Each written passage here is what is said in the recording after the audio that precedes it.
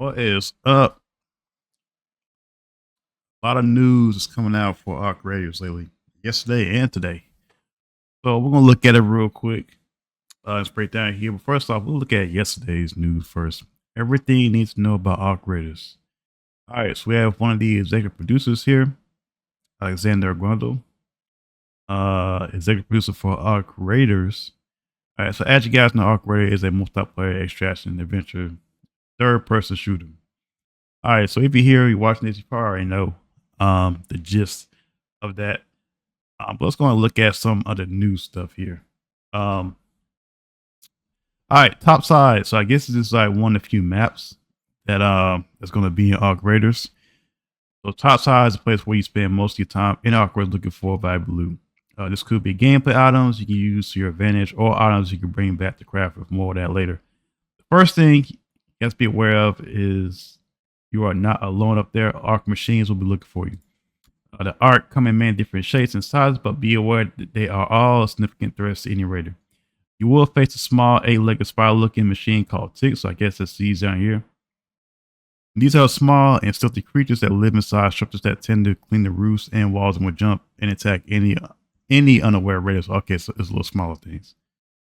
The snitch can be seen in the air looking for suspicious activity, and if they spot a raider out in the open, they will call in reinforcements. Make sure to stay hidden or take them out quick. We also have large machines like the Leaper, who patrols outside and poses massive threats with this destructive leap attack, or the Bombardier. Am I saying that right? Bombardier, who, with the help of spotter drones, will seek raiders out and target designated for a lethal mortar attack. The armor arc like ground-based pop, fireball, and bastion, and flying arcs like wasps, hornets, and rocketeers, each with their specific strengths and weaknesses, which offer unique challenges. All right, so there are even large machines, as large as an apartment building, roaming the surface at times. The Queen is furiously defending the Harvester, a structure with unknown purpose. Take on the Queen will most likely lead to a quick defeat, but for a seasoned raider, there's always a way. There are even rumors of other large variants too. Arc is by far not the only threat topside. There are other raiders up there as well. Maybe you can make a friend or two, but watch your back as other raiders are competing for the same loot. You can choose to go alone or as a squad of up to 3 players, all viable in different ways. The matchmaking will prioritize squad versus squads and solo versus solo. That's pretty huge. So the matchmaking will prioritize squad versus squads matchmaking and solos versus solos, which for those people who playing strategy tools like Tarkov, we've been asking for that for for a very, very long time. That's big because I'm definitely going to play a lot of solo. At least like the first 100 hours of gameplay, not counting this weekend server test. I'm definitely going to do it solo. All right, so the Rust Belt. All topside ventures take place in different locations around the Rust Belt. Your first location will be Dam Battlegrounds, a map that offers forests, swamps, or research centers and apartment buildings. It's a good place to learn the ropes and many places to explore. So it's kind of like a training ground, kind of like how Tarkov Ground Zero, I guess, but that's not really like a beginner's map or training map. After a while, you will also visit Bury City, a pre-collapsed city now covered in sand dunes. Here you explore hospital, mall town squares, apartment buildings, and old architecture. The spaceport is a delivery launch facility filled with old technology across different industrial locations. The Raiders have also found a way to the Blue Gate, a location higher up in the mountains feature open areas, small towns, tunnels, and underground complexes to name a few. All right, so here's the images here. Let's see. Open this new tab. All right, so here are the images of the new map, maps. Excuse me, man. It looks good. Um,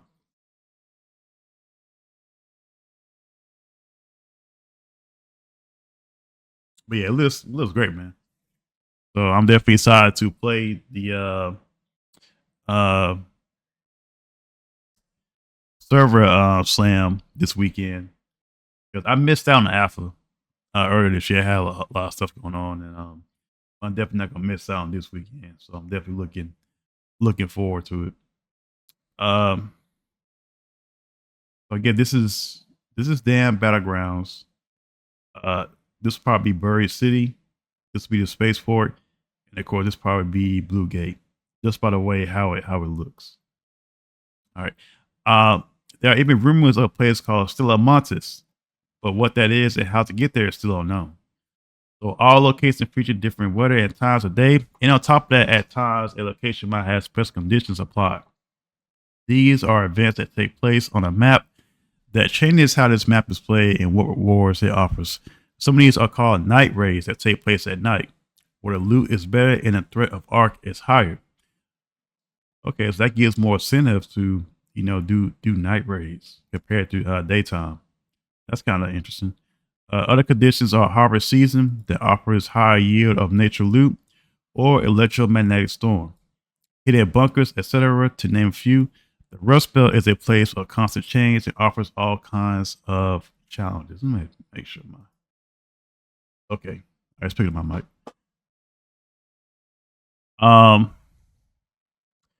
Speranza. All right, hold on. Again, this is like the hub. So due to the arc threat on the surface, humans have created a new living in a relatively safety below the surface. It's here raiders come home to after visits topside. Here you can perform various different actions and build your own personal home below. I hope that in the future that it could be like a HUD you guys can like walk around or run around in. As of now, it's kind of like a menu slideshow. But hopefully they in a future update they make it to where you can interact with people and that'll be cool. Performing various actions topside grants your raider experience points. And when you reach certain thresholds, your raider's level increases. For each level, the raider is also awarded skill points that you can spend to learn new skills and abilities. There are a plethora of choices here, so you will be able to configure your raider to your personal preference. A more mobile raider, more stealthy, carry more, the choice is yours. Topside, there are also feats to complete. These are small objectives like destroy 5 walls, etc. that upon completion grants your raider credit. These credit can then be spent to unlock rewards in raider decks. These are essentially different pages with rewards, and as you unlock rewards, new pages become available. There will be both free and paid raider decks over time, and while most of them are permanent, some are time limited as well. There's also the Codex, which is a growing repository of your raider's accumulated knowledge about art. The people in the place in the Rust Belt, the more you progress, the more entries you will unlock. All right, then we have your workshop. It's where you'll be able to upgrade, craft, and repair your gear and weapons. Your workshop itself can be upgraded too. And as you progress, you will be able to craft more and better gear. I guess it's like this art. Okay, yeah, I guess it's one of the trades where you upgrade your stuff. The traders of Speranza are central figures in the community. And as you will find out, they often have different agendas. They will send you on quests that will tell you the story of the Rust Belt and reward you for your help. The traders will also trade you items and buy items you do not need. There are also trials to complete every week. These are harder challenges that come in multiple difficulty levels, and if you perform well, you will be ranked on Speranza's rated leaderboards. Every week, new masteries and rewards will be available. You will also do larger projects in Speranza, and Virgil outlined the details of the expedition project here. I think I went over that in my a video I posted on YouTube last week. I went over this last week, so I need to put a command in my chat. But it's on my YouTube, Million Nation. You'll see it where I broke this down and read everything here. All right, preparation. So now, ready to go topside. You can customize your raider and make the raider you want to be. You can customize your raider with different faces, face styles, hairstyles, and body type. Additionally, you can choose cosmetics that come with a wide array of color options and detailed toggles that let you define your style. No raider is complete without a backpack, so you will have the options there as well as backpack attachment and charm. Additional cosmetics can be unlocked by completing quests, leveling up, being unlocked in raider decks, or be purchased in the in-game store. Let's look at this customization blog here. See how the audio. That's cool. You can customize your own character. There's no presets. Okay, there you go. The video's starting to render a little bit better.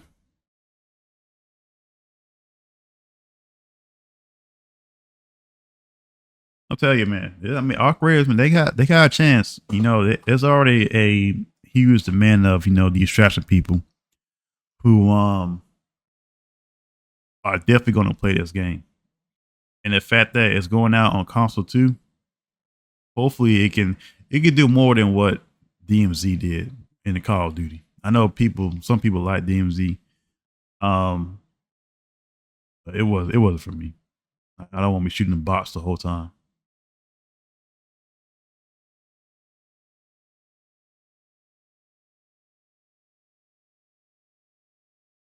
Okay, so there's a lot of good cosmetics that you can earn or customize with.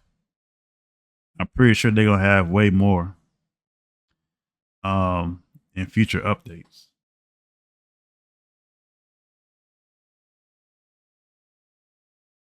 I mean, Embark, man, they could have a home run with this game, man, if they do it right. It's got emotes.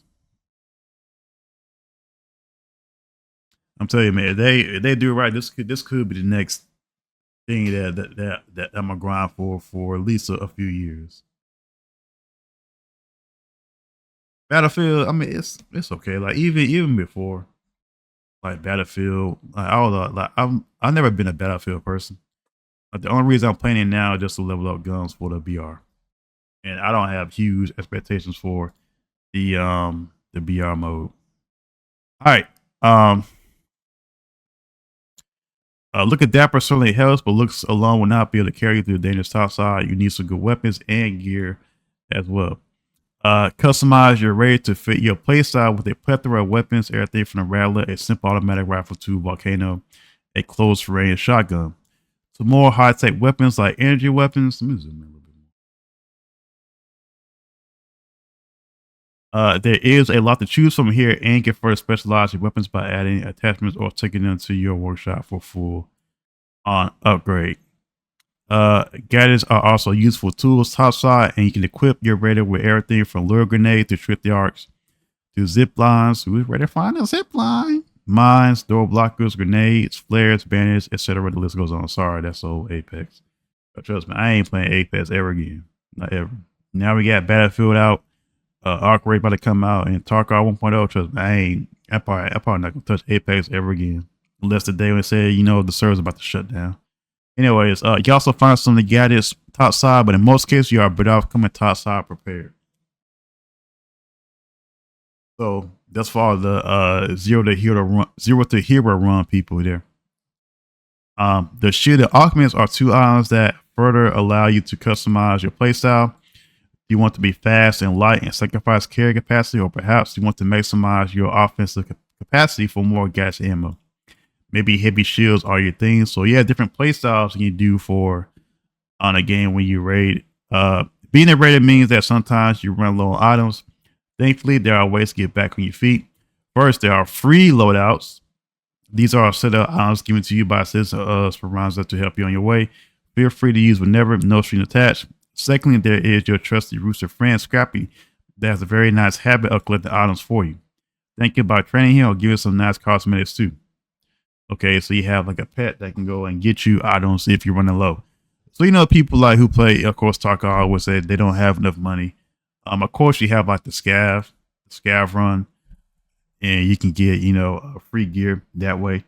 But this way here, it takes out to where you have to matchmake and load into the raid. You can just get from a trade and go from there. It's similar to what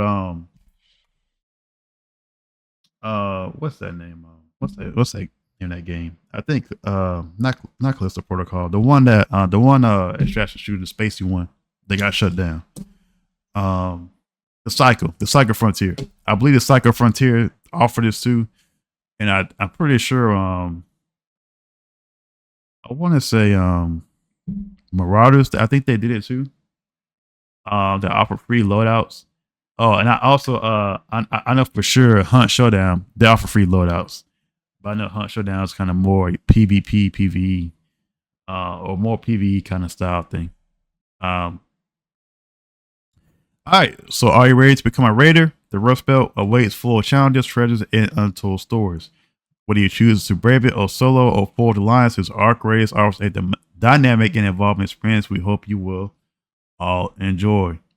All right, the pre-orders are available now. To celebrate the Silver Slam, which is this weekend, starting this Friday. The next post, I'm gonna look at the times. We have added an additional pre-order reward, the Bruiser Bundle, for our players who purchase any edition of Arc Raiders ahead of launch. I'm gonna get the Ultra Edition pack. All pre-orders receive the Bruiser Bundle, including Bruise Face Style, Punch Hands emote, and Boss Gloves backpack. Attachment, the Lucky Duck Bundle, including a Hatchling backpack and a Golden Rubber Duck backpack charm. You can pre-order Arc Raiders on your favorite platform here. All right, so in a new post they added yesterday, it's more about the Server Slam this weekend. So step into the Rust Belt early, no code, no sign up, no walls. The storm is brewing, Raiders. From October 17th to the 19th, anyone can dive into Arc Raiders on PS5, Xbox Series XS, Steam, and the Epic Game Store. It's free to play for the weekend, and it's our last big push before launch on October 30th, which is a Thursday, by the way. It's not a Friday. It's on a Thursday. We'll look at the times here in a minute. This isn't just another closed set. This is a full-scale server slam, so we can hit the ground running at launch. We're opening up to everyone 16 years old and up to help us stress test our systems and experience the taste of the Arc Raiders experience. Here's a trailer here.